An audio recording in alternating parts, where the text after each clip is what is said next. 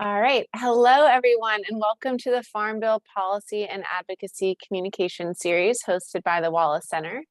I'm Annalena Kazikis here today with my colleague Michelle Matthew, and it's so great to see so many of you on the call again today. This is session 2 of a 3-part series designed to bring you tools and skills for developing and deploying compelling messaging so that we can all create a more equitable and sustainable farm bill. Huge thank you to the Regenerative Agriculture Foundation and National Sustainable Agriculture Coalition for supporting this work. As we know, the Farm Bill is coming up to vote this fall, and we believe that those directly impacted by this piece of legislation must be equipped with the ideas and skills for successfully engaging legislators and fellow constituents so that we can help make the case for local and regional food and farming systems. In part 1 of this series, Spitfire Strategies walked us through tips and tools for crafting your message. That recording is going to be available for the next 30 days, and we'll send the link again after this call so you can access it. Today, we're going to hear from 3 food systems leaders about their experiences with engaging decision makers and embarking on food policy campaigns. And then in mid-March, we'll round out this series with a workshopping session in partnership with Spitfire Strategies to work through Farm Bill specific messaging that can be used in your own advocacy efforts. That session is going to be limited to 30 people on a first come, first served basis, and registration will open for that on Monday. So for today, a huge thank you goes out to our 3 speakers and fellow food systems leaders. Karen Spangler is the policy director for the National Farm to School Network and is going to be discussing the development of NFSN's Universal School Meal Campaign. Tamra Hobbs is the Food and Nutrition Services Coordinator with DC Public Schools, and she'll talk about how they've engaged students in school meal decision-making via DC's My Tray, My Way campaign. And Leah Eden is the Executive Director and co-founder of Equity Advocates, a food systems policy firm in New York, who will share steps that they've taken to develop and implement a collaborative statewide Farm Bill advocacy campaign. So we're very excited to hear from each of our speakers today. And we also know that many of you have experience with strategic messaging and campaigns. So please definitely use the chat box to share your ideas and keep track of your questions. We're going to have about 10 or 15 minutes at the end of the call, or at the end, to open it up for Q&A and group discussion. So can't wait to hear where the conversation takes us. And with that, I'm going to hand it over to Karen with the National Farm to School Network to get us kicked off. Thank you. I'm excited to join you today, and thank you for the opportunity. I'm Karen Spangler. I'm the policy director here at National Farm to School Network, and I handle our federal policy and supporting partners and other advocates in state policy as well. So you can go to the next slide. Many of you might already be familiar with National Farm to School Network or Farm to School in general, but I wanted to just recap. Our mission is to increase access to local food and nutrition education with the aim of improving children's health, strengthening family farms, and cultivating vibrant communities. And our vision of that is a nation in which farm-to-school programs are an essential component of strong and just local and regional food systems, ensuring the health of children, farms, the environment, the economy, and communities. So there's a lot involved in each of those elements. And the vision of a strong and just food system is one that takes a lot of work to move towards, right? We can hold that vision, but there's a lot of work in our world to get closer to that. So you can go to the next slide. When I talk about farm to school, we like to really hone in on some of the specific elements. And that's because people have a lot of different experience with it. They come from different perspectives. So we really hone in on the fact that farm to school activities can look a few different ways. They can include education, hands-on gardening, hands-on activities, and procurement and changes in what food is served, how menus are done, and that's also educational as well. Now, one of the things is with our network, we have a network of stakeholders from across the country, all 50 states, U.S. territories, sovereign native nations, because there are people in all different stakeholders in these activities, right? So it might be a teacher doing classroom education, or a food service director who is procuring locally. Or you could be an after-school program or a nonprofit that is doing a school garden or a youth garden with kids. And that's not even we're sort of not even diving into farm to early care and education as well, right? Which is settings like daycare and preschool, food programs like CACFP. So there's a really broad set of stakeholders that are all committed to this, who have stories to tell, and who believe in this.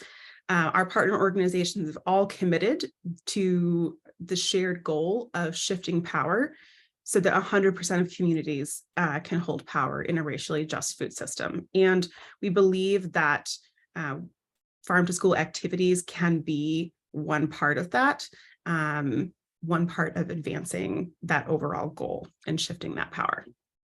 So you can go to the next slide. Within that really broad network of partners, we provide information, networking, and advocacy. Again, it's the National Farm to School Network. So we're encouraging learning from others who are doing this work as well. And we connect people to resources, to other people, and to policy. So that's broadly the way that we are that we're working towards that vision. You can go to the next slide.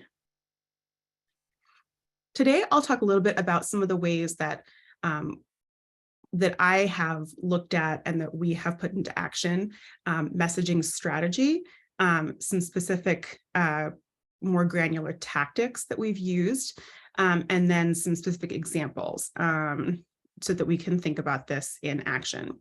I'm going to share some things that are just, I think, my personal way of thinking about policy advocacy and messaging, and that have informed my work or my perspective on some of our campaign work over the last few years. So hopefully that's useful. All right, we can go to the next slide. So I'm going to start off really academic and far out, which is that in backing up and thinking about what are the constraints on policymakers' decisions, what are the things that are motivating them. There's a concept called the Overton window that sounds really wonky, and I thought it had been around for like 100 years, but it's only been around since the 1990s. And what it's meant to like create a label for is this idea that policymakers have sort of a window of, what they think or what they perceive are sort of acceptable ranges of action. That there's at any given time, a certain set of policy options, a certain range of policies that are within the realm of mainstream acceptability.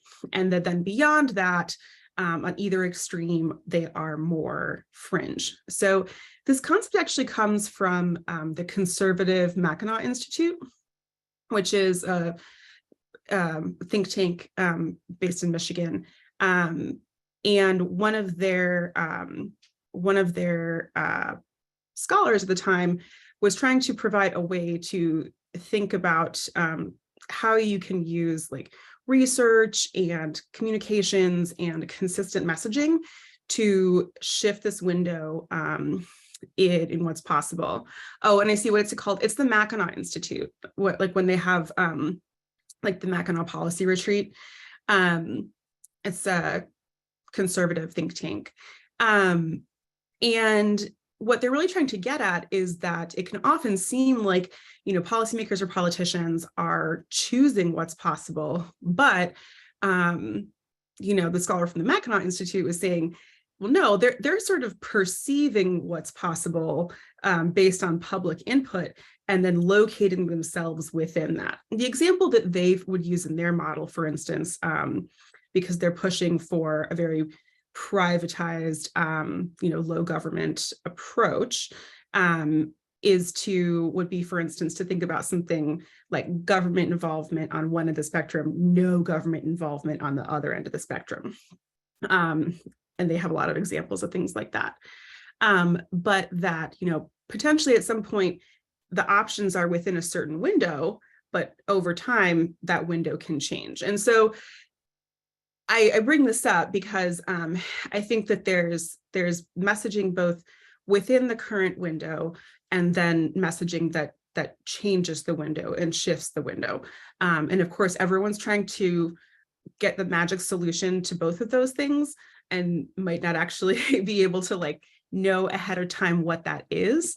But that's the conceptual framework behind this idea when you're thinking about your own messages and who they speak to, what your immediate asks are versus the long game, right? Like decades of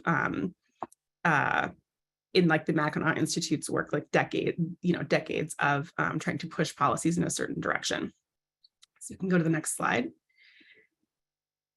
The other way that I think that's helpful to think about strategy as you sort of back out and map what you're going to do, this really informed our Values Aligned Universal Meals campaign, is that just like any other human being, policymakers have their own motivators for behavior change.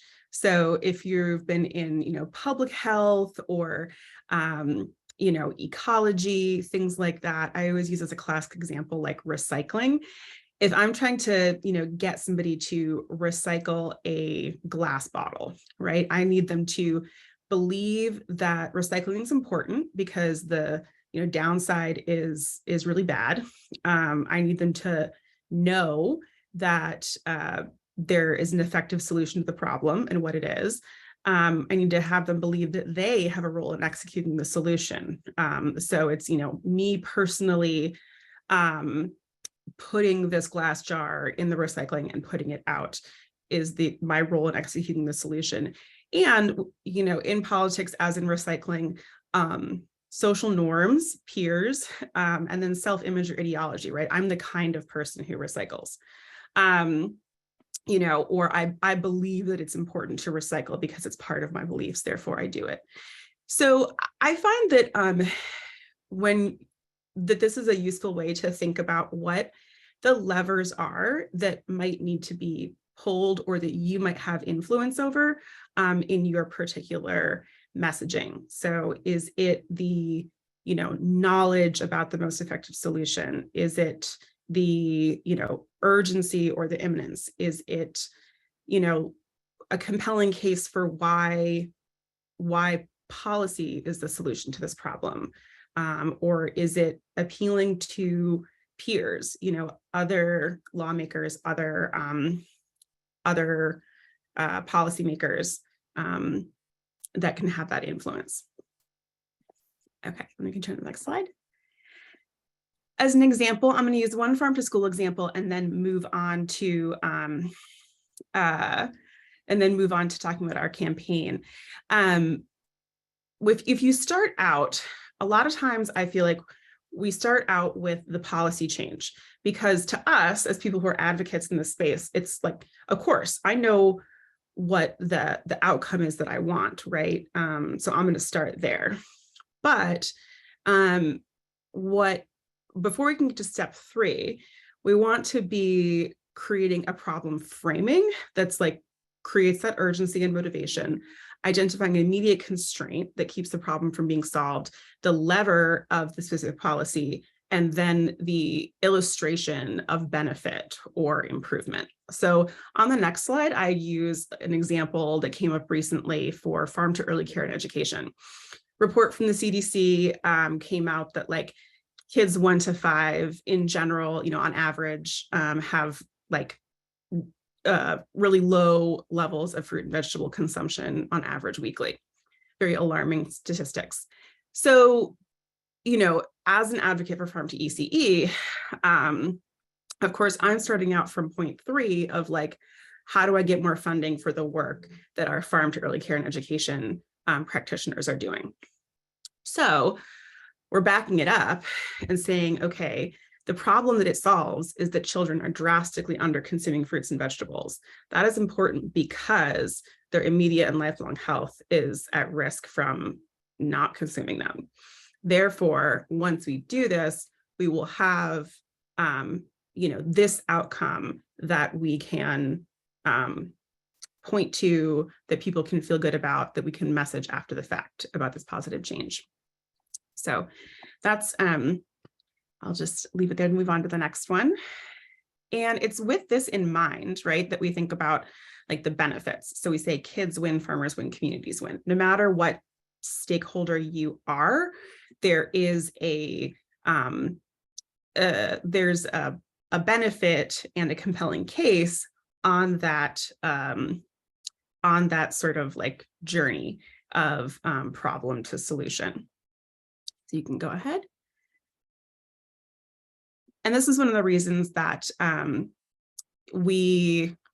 of many uses of our benefits of farm to school fact sheet, that no matter what, your particular like school administrator or, policymaker cares about, there's a benefit attached that we're able to document. So yeah, I'll give it to the next slide. So with this in mind, I'm going to go back to that Overton window example.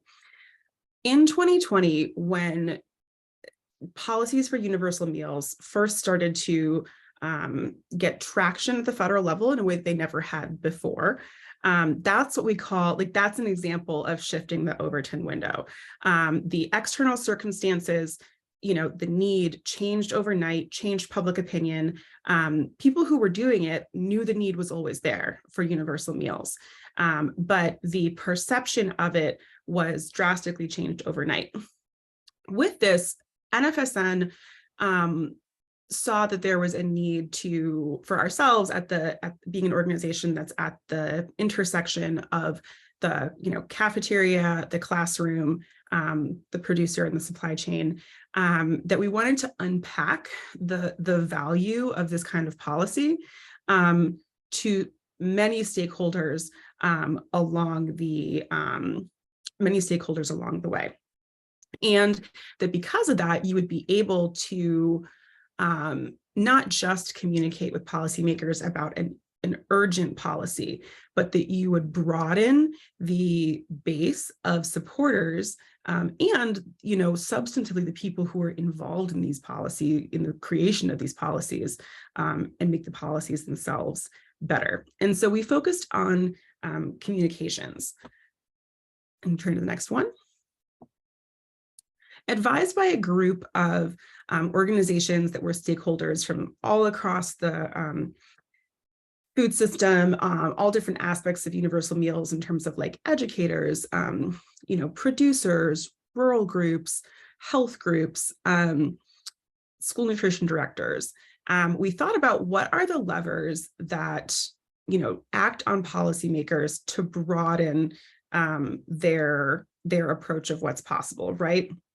Information from their constituents, norming from their peers, and either framing or changes in ideology. And we didn't really focus on that one last because I think it's a tough one.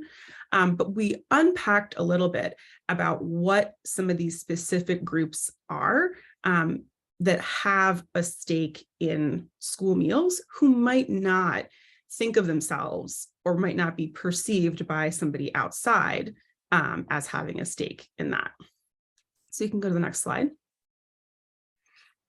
In unpacking the stakeholders, we actually worked at really thinking about what is the journey? What is the journey from the farm to distribution, to preparation, to, the student, to broaden the broaden the view of who is affected, because I think that among many policymakers, the view is that it's just kids who are affected. And so, you know, not that they're not important, but it doesn't have the same broad impact as something like a tax cut or a tax credit. It's not a broadly urgent policy. And by unpacking the actual journey, we started to unpack the stakeholders and did some specific work on testing messages with people who were sort of already involved and people who were more part of the public. So you can go to the next slide. Based on that, we really did think about who is at the table, because we want people to ask that question in their own community for themselves, and to understand that, you know, a lot of people are part of this, these different groups that are impacted by school meals and the whole operation involved in making them happen. And so whoever you are, you will benefit, and you can have a say. And I will, next one. So within that, again, we really focus on communications, because I think that when we get into some of the policy specifics, that's really dependent on the moment, right? Like the specific, you know, federal policy, state policy, local policy, what the immediate needs are. And so creating the narrative over the long term is really powerful at creating that, I guess I'll use like a fertile soil, like a that kind of like metaphor, right? Like you've been enriching it the entire time so that when the seed drops to the ground, it is able to sprout. Within this, I would say also there's a role of research and coalition building, identifying tiering asks. So like cost versus no cost provisions, and then power mapping messengers for your policymaker audience. So one thing that I really want to share in here, I just saw it the other day and I thought it was so great. The School Nutrition Association is having their legislative action conference in DC starting on Sunday. And for participants, so these are school nutrition directors from around the country. My apologies for this very clunky link that I'm going to put in the chat. They have created, I just got this, right? So I'm sorry it's not in the slides, but they've created a little worksheet to walk school nutrition directors through the stats for their district, right? And to be able to talk about the impact, to be really ready to say, you know, this is the financial impact. This is the size of the budget I manage. This is the amount of unpaid meal debt. This is the number of students that that we serve. And this is the number of people by which we're understaffed. And so for whatever their district is, right, large, small, all different kinds of demographics, they've created somebody to like sort of walk through to create messengers who are, you know, for a policymaker audience, very effective, right? The people running these programs. So I just wanted to drop that in there because I think it's a brilliant exercise. So that is my last slide. And I will say thank you for the chance to present. Thank you so much, Karen. And just a reminder to the group, please continue to add your questions in the chat box and we'll be sure to get to them at the end of the presentation. So now we will, I'll kick it over to Tamara. So Tamara Hobbs is the Food and Nutrition Services Coordinator with DC Public Schools. Thank you so much, Michelle. I'm going to queue up my screen to share. One moment, please. And present at the first slide, if possible. Thank you all for your patience. All righty, so welcome to my presentation on our Elevate Student Voice in School Meals campaign, well, My Trade, My Way campaign. So I'll kick it off. Just a little bit about me. So as Michelle stated, I'm Tamara Hobbs. I'm the DCPS Food and Nutrition Services Coordinator. And I work across teams just to find strategic ways to engage with our students and our key stakeholders. Just a little bit about food and nutrition services specifically. We lean on our values of student health and achievement, equity, community, continuous and strategic improvement. Some fast facts about our program for this school year. Breakfast is available at no cost to all students. About 76% of our students eat for free, and they qualify automatically. However, students who don't automatically qualify have to submit a free and reduced meal application, and the lunch price is $3. We have 3 food service vendors, DCPS Eats, which is our self-operated program, DC Central Kitchen, and Sodexo Magic. We have 118 schools with approximately 45,000 students. 86 schools are CEP, meaning that they automatically qualify for free or reduced meals. So just to kick us off into the campaign specifically, I'll just give an overall background of where the My Tray, My Way campaign manifested. And so we host a school food collaborative, which is where we strategically engage with our key stakeholders. So our students is our primary stakeholders, our parents, our school-based teams, so teachers, principals, and community-based organizations. So we do a good job in that space, the School Food Collaborative, of engaging with some of our older stakeholders. However, we received a lot of feedback from our students that that wasn't the space for them to elevate their voice and what their hopes were for our meal program.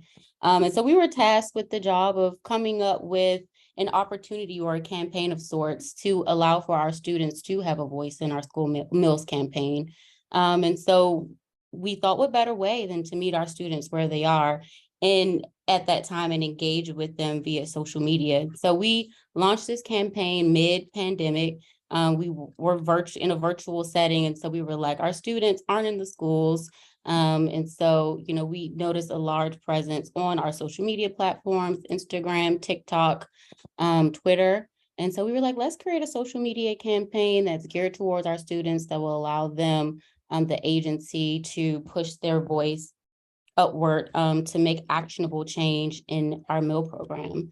So where we started in our campaign is we defined our objective, we defined our target audience. We chose our channels. How are we going to distribute this information out and keep our audiences engaged? And then we measured our outcomes. So over to the right, you'll see our objectives for the campaign. So our intention here was to create a meaningful opportunity for students to engage in advocacy around an issue that directly impacts them.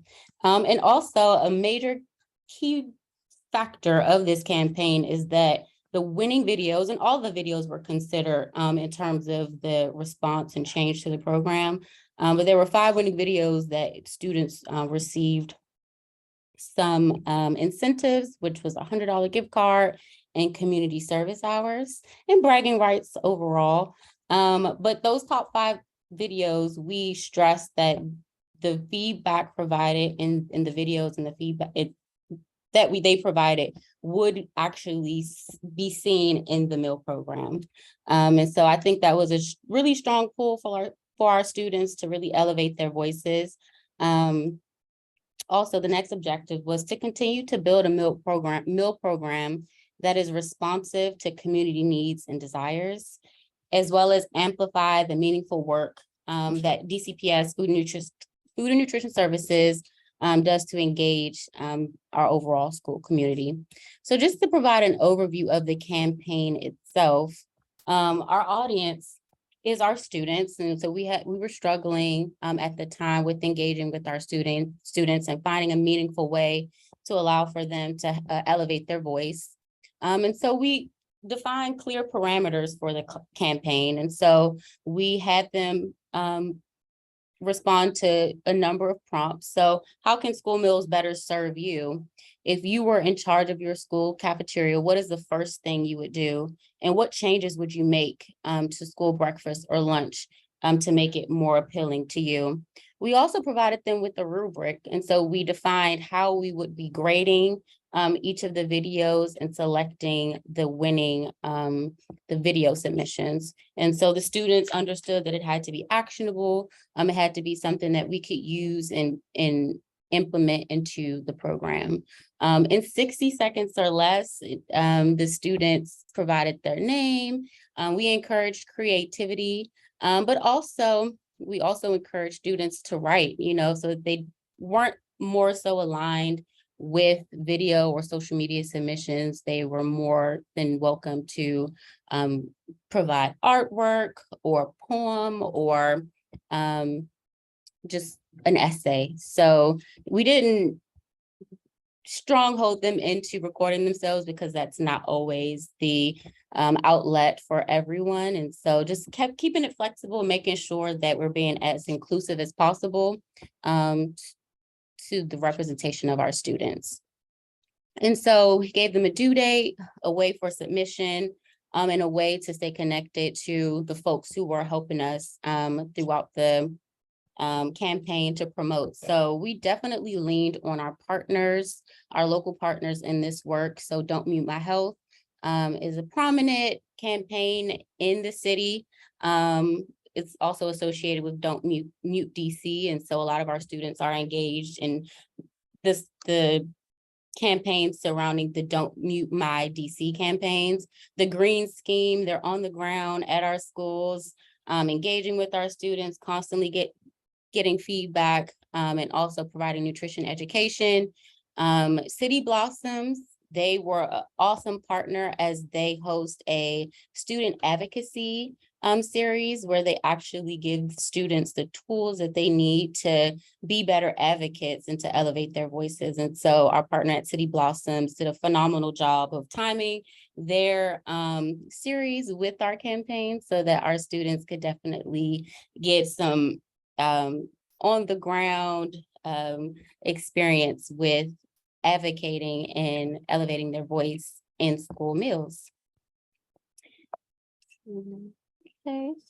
So as I had stated before, we developed our channels. And so student ambassadors for us served as an awesome tool or pathway for us to connect with other students. And so we gave incentives to 10 students where there was an application process, and then we approved them to be student ambassadors. And so their job was to get other students excited and engaged in the campaign to elevate their voice in school meals.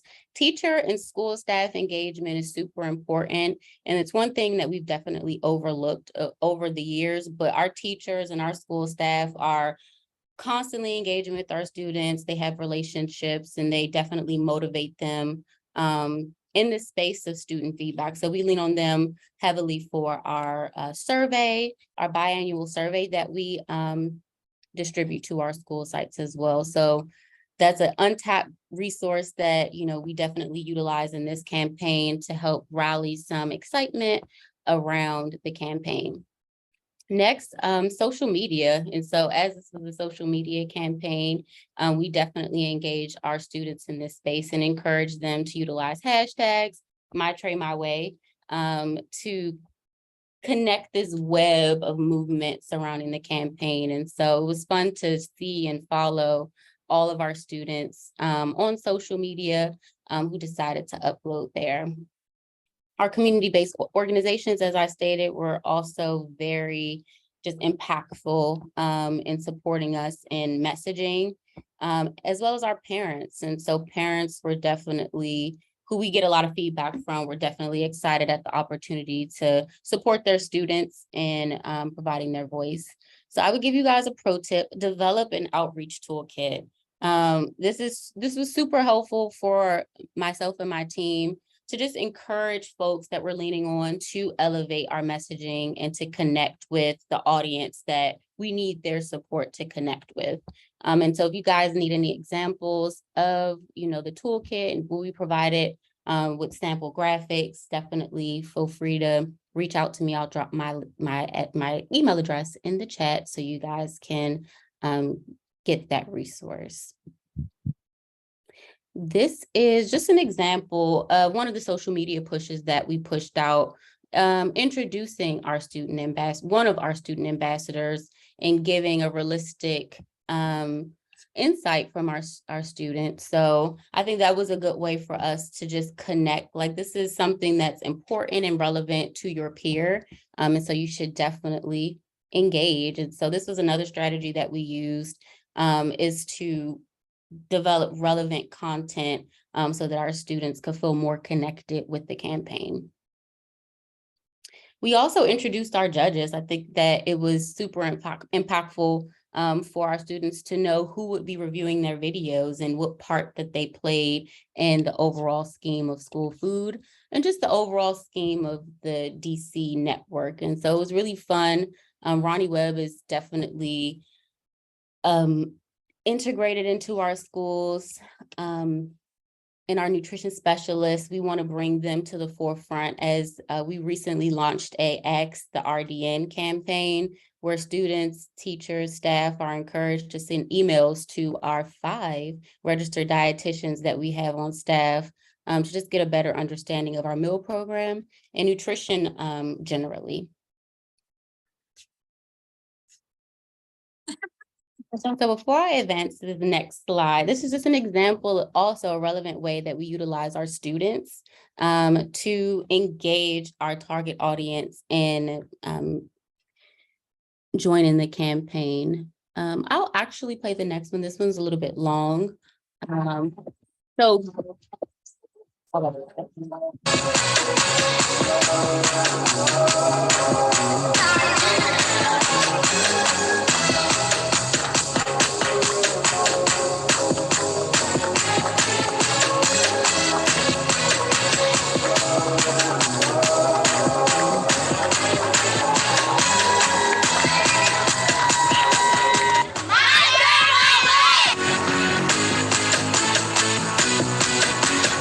I'll play a little bit of this one as well, as I think it's super impactful.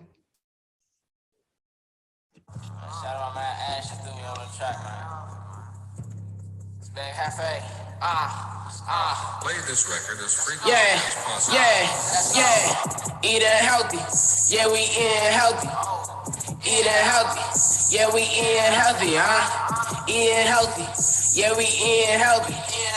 Eating healthy. Come join us eating healthy. DCP.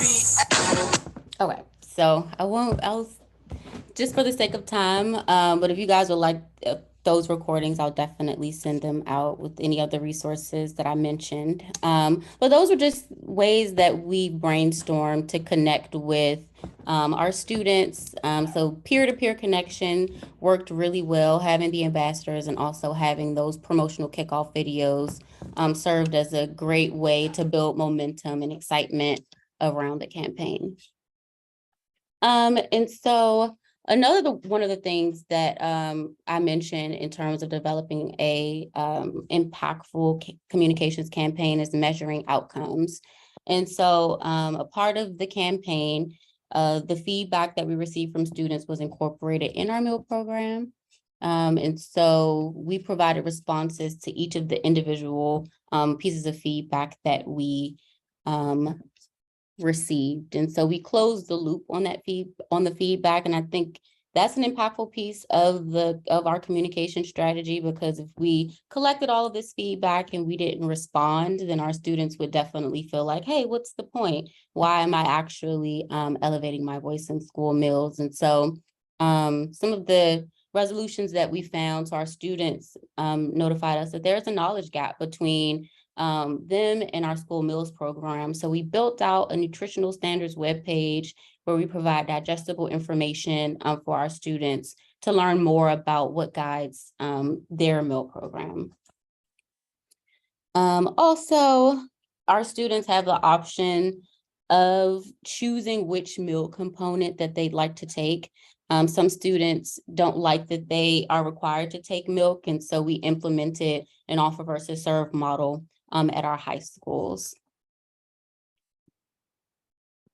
Another piece of feedback was poor quality fruit. So, developing a quality assurance process to ensure that our fruit that we serve is high quality.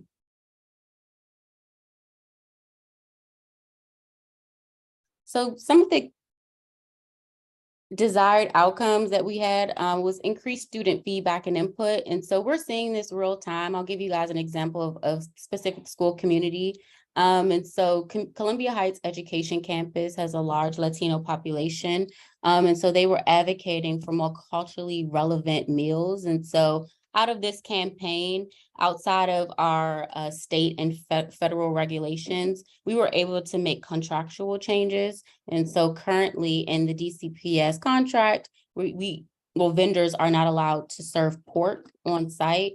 However, with the student feedback and with the flexibility that we have with our own internal contractual policies, we were able to allow for the school community to start incorporating allow the vendor to start incorporating pork products at that campus specifically. And so there's pathways for other school communities to elevate their voice and make smaller changes. Some things we can't change realistically because of the federal and local regulations. However, there are bite-sized, small, meaningful changes that we can make to make the meal experience and satisfaction of our students better. So other improved or desired outcomes are improved school meal experience and increased student participation and satisfaction. And so we're still gauging that as we continue to roll out our biannual survey and just continue to be agile and responsive to the feedback that we receive in the campaign as well as in our biannual survey. So some key takeaways from this is to learn your audience. I think that was so helpful for us during the pandemic to take a step back and say, where are our students? How can we meaningfully engage with them? Close the loop to retain momentum. And so if you promise that you're going to do something, or if you're collecting feedback, then make sure that you definitely respond to that feedback. Lean on your networks. And so City Blossoms, as I mentioned, they host an advocacy series. And so that was definitely a huge support and participation in getting our students up to speed on advocacy. And then look for small but meaningful wins. And so sometimes we have this pie in the sky mentality. However, there are opportunities to take advantage of smaller wins that lead to that bigger goal. So thank you guys so much for your time today.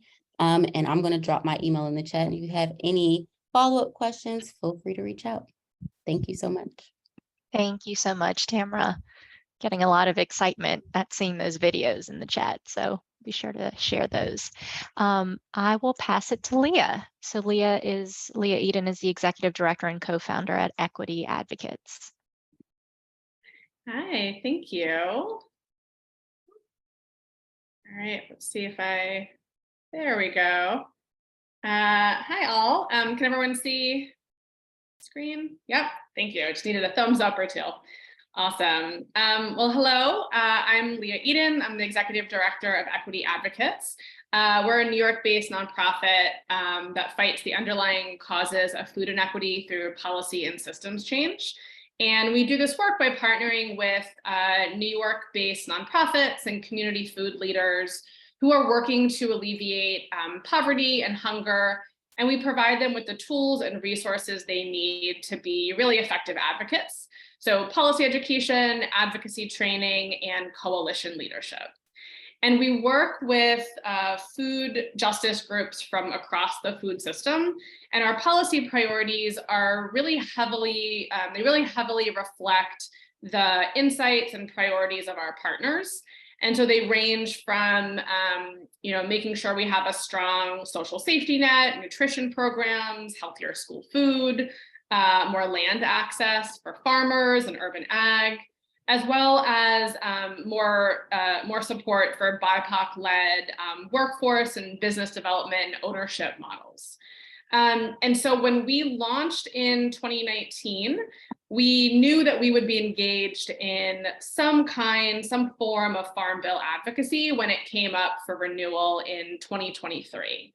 So I'm going to share a snapshot of a campaign in progress. I'm gonna kind of let you in behind the scenes and show you a little bit of our messy process. So a little bit on the origins of our campaign, the partners that we're working with, sort of who and why are we engaging these folks. So, we know that the Farm Bill is an opportunity to reshape our food system.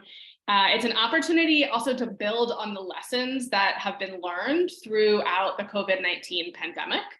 Which really highlighted the importance of our local and regional food systems and supply chains, right?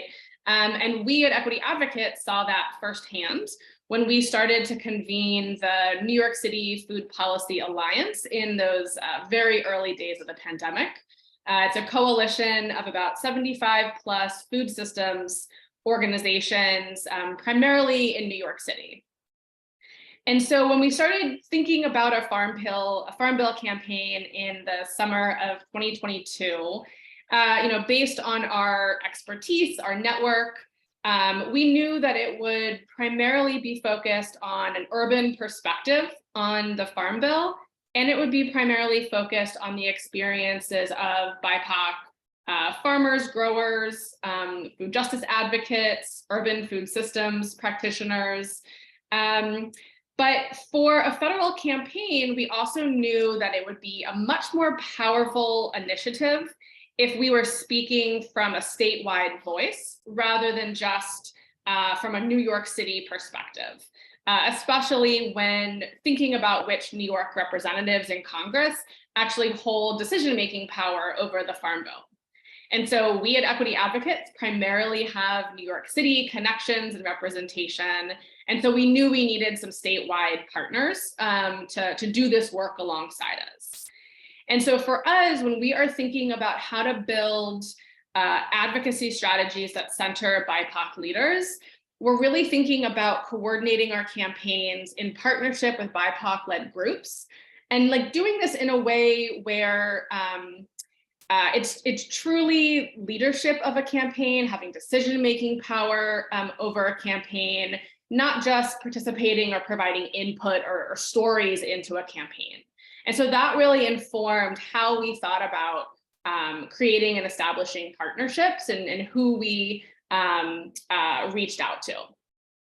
And so we had already started to build a relationship with a group called Black Farmers United of New York State. It's a member-led policy and education group comprised of over 100 Black farmers, educators, and food advocates across New York State. And so we reached out to them, started doing some conspiring, and they connected us with another organization called Food for the Spirit. And this is a nonprofit that uses the arts and creative facilitation to support racial healing, ecological justice, and equitable food systems. And they also convene a network of a food equity network in Buffalo. And so our three organizations, the leaders and teams that you see here on the slide, we came together and committed to run this campaign in partnership. And I'll drop their links in the chat when I'm done so you can learn some more about them as well. So what have we been doing? How are we kind of engaging folks along the way?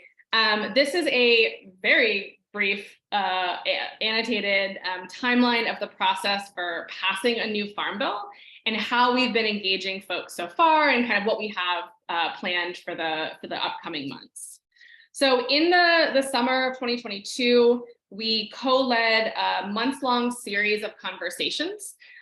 We held 3 virtual listening sessions, each about 2 hours, and we started with about 15 minutes or so of education on the Farm Bill, going over what was in it, what are our opportunities to make changes.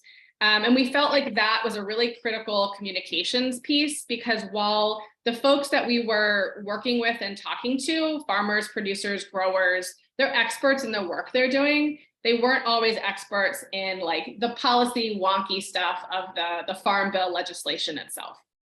And then we spent the bulk of our time in breakout groups by topic, really digging into the programs in the Farm Bill and hearing from folks' experience about what was working, what wasn't working, what needed to change, what needed to be improved, et cetera. We also did an online survey and lots of one-on-one follow-up conversation. And so throughout this process, we were really prioritizing outreach to and participation of BIPOC farmers, producers, and practitioners. We were leveraging our existing networks that I mentioned, and our Equity Advocates community organizer also created what's called a hot list. And I think she's online here today, so a huge thumbs up and thank you. That was really a lot of work to identify folks in New York State who had received Farm Bill grants since the 2018 Farm Bill. And so we could then reach out to those individuals and get direct experience and input for what it's been like for them to participate in those programs. We held 2 additional sessions to kind of close that feedback loop that was just talked about. It was an opportunity for us to share back what we were hearing from individuals, to share kind of a draft policy platform, make sure that we heard folks correctly, right, and get some additional feedback. And also talk to them about the next steps in the campaign, right? So letting them know that like your job is not done just by sharing what you want to see. Like we actually want you to be engaged and involved in this work for the long haul. And ultimately we heard from over 300 New Yorkers about how the Farm Bill can be better to better their lives and their work. And we took all of that learning, all of that, and kind of went into a messy process to translate that into a draft policy platform. And we really took a lot of time to translate the challenges and things that we were hearing from folks on the ground into policy wonky language, right? So legislators are much more likely to listen to them if you tell them exactly what you want them to do, not just raise up the problem, not just talk about kind of the general solution you want to see, but they want you to actually do the work of like crafting the solutions, telling them exactly, you know, on page 4, change this word to that word in the legislation. And so we spent a lot of time really crafting that policy platform. And then moving into this year, you know, we're going to see in Congress, we're going to see the House and Senate start to work on their own versions of the Farm Bill and kind of go through their process to pass the Farm Bill. And that gives us this like broad timeline with lots of question marks of what our campaign timeline is going to be. And our work is to track that progress as things are happening in Congress, so we know the windows to act and we can mobilize our community partners at the appropriate time. And so right now we're actually working to collect sign-ons to the policy platform, excuse me, so that we can say this platform was developed and informed by, you know, X number of New Yorkers. We're collecting, you know, names and organizations as well as zip codes, so that we can be clear about the broad support across New York State. And then when we meet with policymakers or make calls to policymakers, we can match them up with someone from their district, because that's something that we all know, I think is really powerful. Legislators want to hear from people who actually like live and work in their district and will either vote or not vote for them. And then we'll be using this core set of policy priorities to develop our campaign strategies and tactics, right? So those will include, you know, meeting with our targets, writing letters, calls, social media action, tagging the appropriate people, as well as hopefully some community events. And we'll be using this broad policy platform that we put together that is in very policy wonky language, but we'll also be taking time to create one-pagers and to craft talking points and messages that are much more user-friendly, right? So we found that you sort of need to have we found it effective to have materials and documents in both like policy speak and human language speak, so that you can communicate differently to different sets of audiences.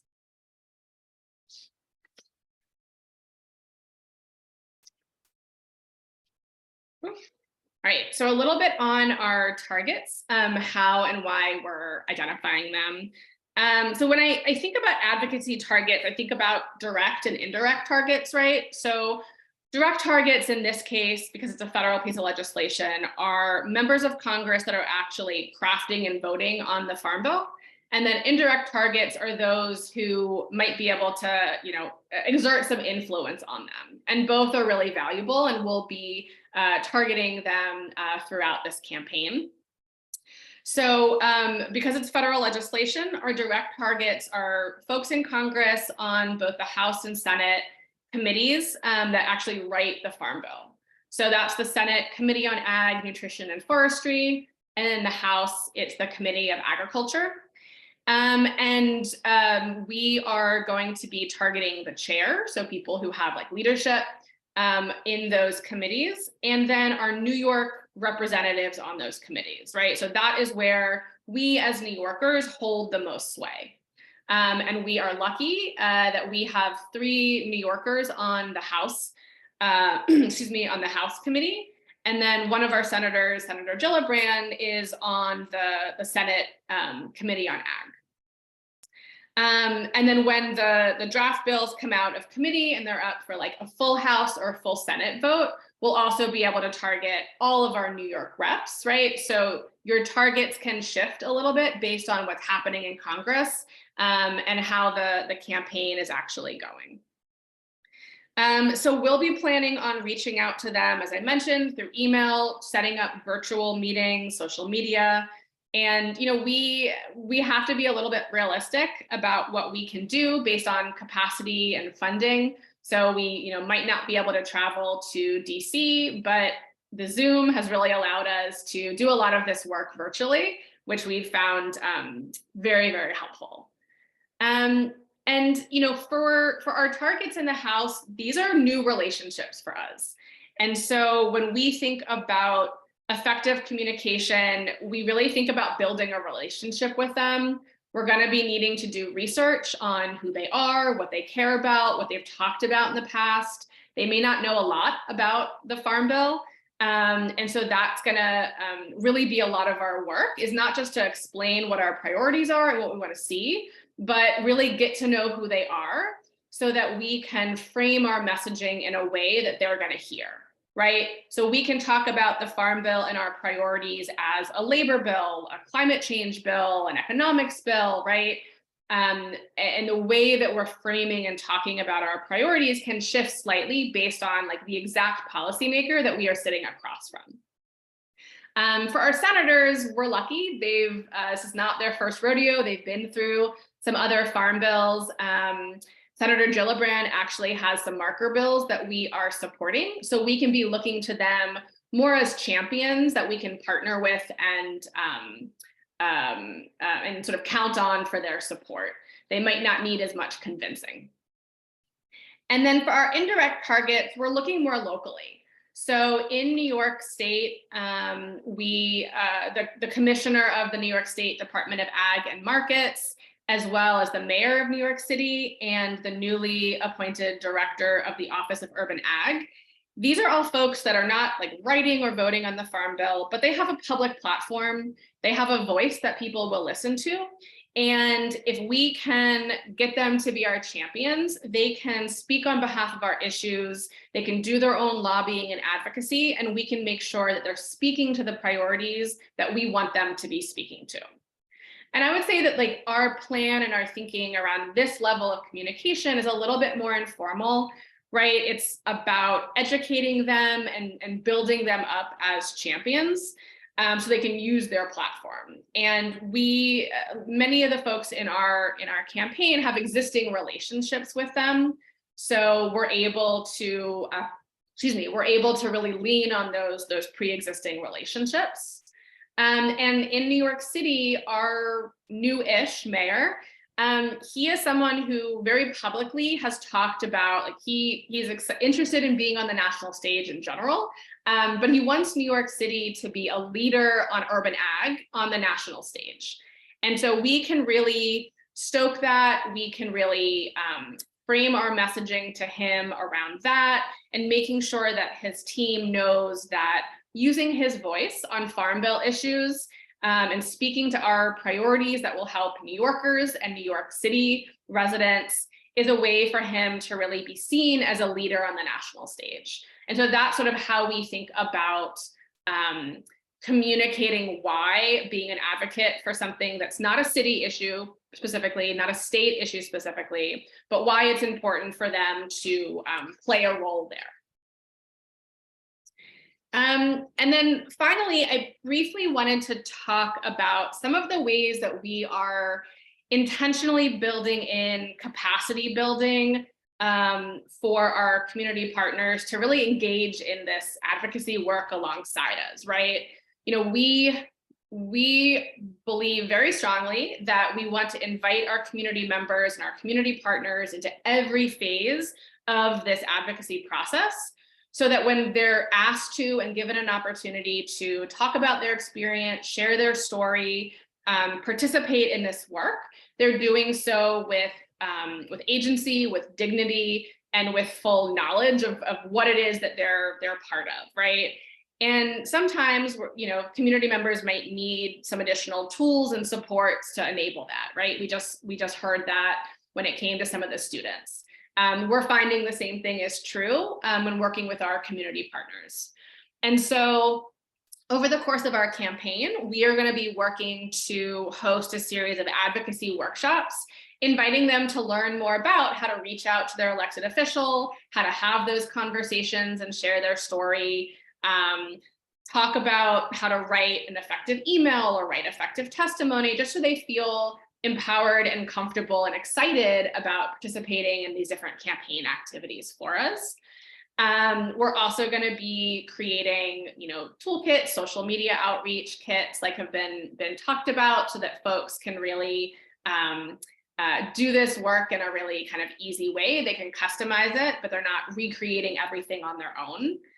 And then also one of our core partners, Food for the Spirit, just hosted a public narrative training with about 20 BIPOC farmers, you know, food justice advocates, that was designed for them to craft their own personal story about what brings them to this work, right? Some of them wrote it down, some of them, you know, video recorded it, and we're exploring now how to use that in our storytelling and visuals for the campaign, and create opportunities for them to share those stories directly with legislators or on social media or in op-eds, right? There's lots of different ways that we can really push out these different kinds of visuals and stories at the appropriate times. So it is very much still a work in progress, and a lot to learn and a lot to do. But it's been really exciting to be part of. And, you know, hopefully this has given you a little insight into how we approach some of this work. So with that, I will turn it back to our hosts. Thank you so much, Leah. And thank you, Karen and Tamara, and all of you for joining.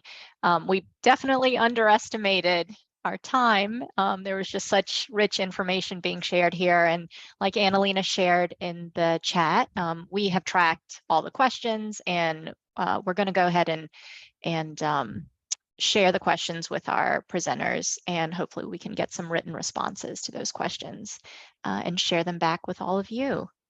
And this has been just wonderful and educational, and thank you for your time, everyone. Okay, so stay tuned for some communications from us with this recording and how to register for session 3, which is on March 15th, and it will be limited to 30 people, but we'll be sending more information on that shortly.